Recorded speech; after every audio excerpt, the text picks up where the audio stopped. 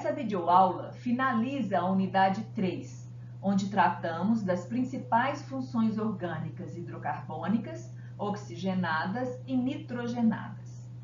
Como já foi mencionado no início da unidade 1, durante o módulo anterior, o número de compostos orgânicos é imenso. Sendo assim, tratamos de uma porção ínfima dessa classe. Todavia, suficiente para que tenhamos uma ideia do comportamento dessas substâncias tão presentes no nosso cotidiano. Retornando à unidade 3, estamos tratando dos compostos nitrogenados. Na última videoaula, apresentamos as aminas e agora vamos tratar das amidas, para encerrar esse tópico e essa unidade. Por definição, amidas são compostos orgânicos nitrogenados derivados da amônia pela substituição do hidrogênio por radicais acila. Amidas são representadas pela fórmula geral RC2ONH2. Para diferenciá-las das aminas, basta verificar que, no caso das amidas, sempre há uma carbonila ligada diretamente ao átomo de nitrogênio. As amidas podem ser classificadas por alguns critérios.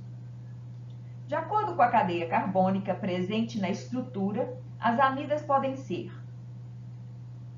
alifáticas, no caso de cadeias carbônicas abertas, ou aromáticas, no caso de cadeias carbônicas contendo o anel benzênico. De acordo com o número de radicais acila ligados ao nitrogênio da amida, elas podem ser classificadas como primárias, secundárias ou terciárias, dependendo do número de hidrogênios substituídos na amônia. Amidas primárias possuem um radical acila ligado ao nitrogênio. Amidas secundárias possuem 2 radicais acila ligados ao nitrogênio. E amidas terciárias possuem 3 radicais acila ligados ao nitrogênio. Outro critério se refere ao número de átomos de hidrogênio substituídos na amida primária. Nessa classificação, elas podem ser simples, monossubstituídas ou dissubstituídas. Amidas simples não têm átomos de hidrogênio substituídos por cadeias carbônicas. Amidas monossubstituídas têm um hidrogênio substituído por uma cadeia carbônica. E amidas dissubstituídas têm 2 átomos de hidrogênio substituídos por cadeias carbônicas. Por fim, amidas primárias podem ser classificadas em monoamidas, diamidas, triamidas, etc., de acordo com o número de grupos amida na molécula, ou seja, grupos C-ON. Pela nomenclatura oficial, o nome da amida é derivado do nome do ácido correspondente, trocando-se a terminação oico pela terminação amida. Vamos, pois, aos exemplos. Temos, nesse primeiro exemplo, a amida mais simples de todas. Como ela possui somente um átomo de carbono, o prefixo é met. Se fosse um ácido carboxílico, seria ácido metanoico. Fazendo a substituição do sufixo oico para amida, temos a metanamida, também conhecida pelo seu nome usual, formamida. Com 2 átomos de carbono na cadeia, temos a etanamida, conhecida pelo seu nome usual, como acetamida. No terceiro exemplo, com 3 átomos de carbono na cadeia, temos a propanamida. No quarto exemplo, a presença de uma ligação dupla em uma cadeia carbônica com 3 carbonos faz com que essa amida seja denominada propenamida, ressaltando que o infixo "em" se refere à ligação dupla e que a mesma não precisa ser indicada, pois essa é a única posição possível para uma insaturação entre carbonos nessa cadeia. Aqui temos uma diamida com 4 carbonos na cadeia. seu nome será butano 1,4-diamida. Lembrando que a vogal O, que aparece após o infixo an, é consequência do fato de existirem dois grupos funcionais iguais. Seu nome comum ou usual é succinamida. Nesse exemplo, temos uma amida primária monossubstituída. Nesse caso, a substituição do nitrogênio é a primeira a que se faz referência. E temos, então, a N-metiletanamida ou N-metilacetamida. Nesse exemplo, temos uma amida secundária, aquela que possui dois grupos acila. Nesse caso, o nome da cadeia é que é duplicado e ela será denominada dietanamida ou diacetamida, ressaltando que o prefixo numérico di se refere às duas cadeias presentes. O último exemplo é uma amida primária com duas substituições no nitrogênio e sua nomenclatura será NN-dimetiletanamida ou NN-dimetilacetamida. Vamos tratar agora das principais propriedades físicas das amidas. A amida mais simples de todas é a metanamida, também conhecida como formamida. Apresenta-se como um líquido incolor, sendo que as demais amidas são sólidas, incolores e de sabor adocicado. As amidas com cadeias carbônicas pequenas e chamadas de inferiores são solúveis em água devido à polaridade de suas moléculas, causada pela presença do oxigênio e do nitrogênio, e também devido à possibilidade de se interagirem com a água através de ligações de hidrogênio.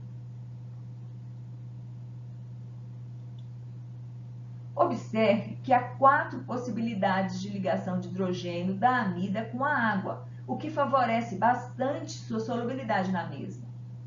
Obviamente, isso vale somente para uma amida primária simples. Primária, porque só possui um grupo acila, e simples, porque os átomos de nitrogênio não possuem substituição. As amidas primárias e secundárias apresentam temperaturas de fusão e ebulição mais elevadas que outros compostos de massa molar aproximada. Isso é consequência do tipo de interação intermolecular, principalmente. Assim como os ácidos carboxílicos, as amidas interagem por ligações de hidrogênio, com possibilidade de dimerização, ou seja, duas moléculas fazem entre si duas interações, ligação de hidrogênio, tornando a interação mais forte. Cabe ressaltar 2 fatos. Além das duas ligações de hidrogênio com a mesma molécula, a amida ainda possui átomos disponíveis para interação com outras moléculas. E, para reforçar essa intensidade, a dimerização das amidas ocorre para um número maior de moléculas que no caso dos ácidos carboxílicos, ou seja, ocorre em maior extensão, o que torna sua interação mais forte ainda. Ainda tratando das propriedades físicas das amidas, verificamos que substituindo os átomos de hidrogênio do grupo NH2 da amida primária, ocorre uma diminuição nas temperaturas de fusão e ebulição, apesar do aumento da massa molar.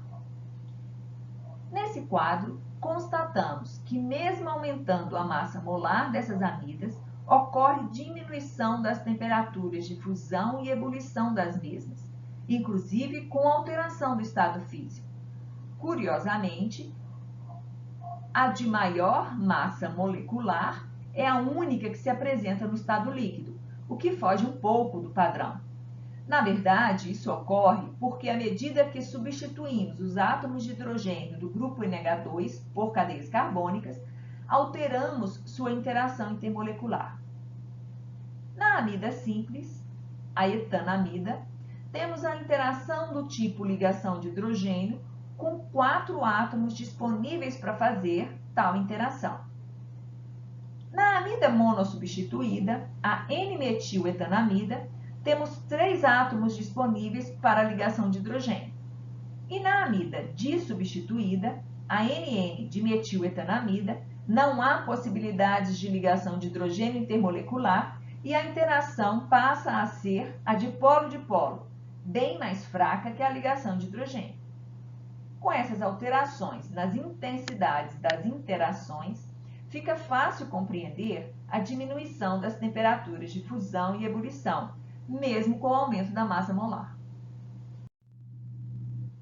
Apesar da presença de elétrons não ligantes no nitrogênio, as amidas não apresentam o mesmo caráter básico pronunciado das aminas. Isso é consequência do fenômeno da ressonância, que ocorre entre o nitrogênio e a carbonila. O par eletrônico não ligante do nitrogênio se deslocaliza entre o nitrogênio e o oxigênio da carbonila, não estando, portanto, disponível para ser doado através de uma ligação dativa.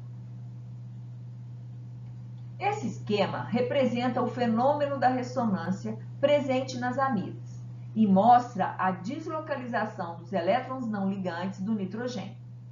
A seta com duas pontas é um símbolo usado para representar estruturas de ressonância na química. Esse fenômeno da ressonância faz com que as amidas sejam consideradas como substâncias neutras.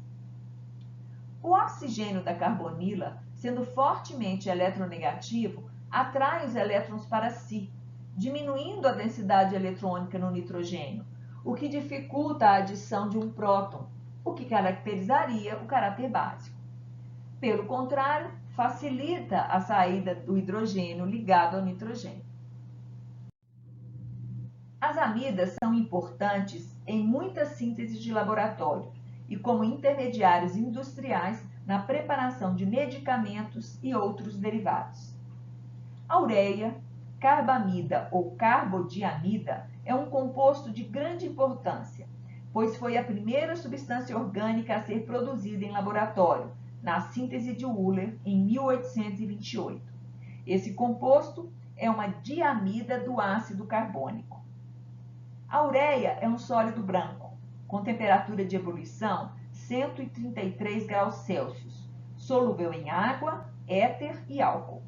Constitui o produto final das proteínas dos organismos vivos dos mamíferos, ocorrendo na urina e em pequena quantidade no sangue. O homem elimina cerca de 30 gramas de ureia por dia através da urina. A ureia é utilizada, entre outras coisas, como adubo na preparação de plásticos e na obtenção de medicamentos. Um derivado importante da ureia, que se forma no metabolismo de certas substâncias nitrogenadas no organismo animal, é o ácido úrico, que aparece na urina humana, nos excrementos das aves e répteis e nos tecidos dos enfermos de gota. Veja, na estrutura do ácido úrico, que nesse caso temos uma amida cíclica.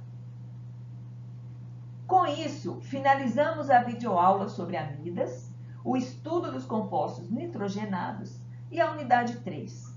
Como sempre, assistam a videoaula com bastante atenção, resolvam as atividades enviadas através do SIGA e esclareçam suas dúvidas na próxima aula síncrona. Nosso próximo assunto, na unidade 4, é a isomeria. Até a próxima, queridos alunos!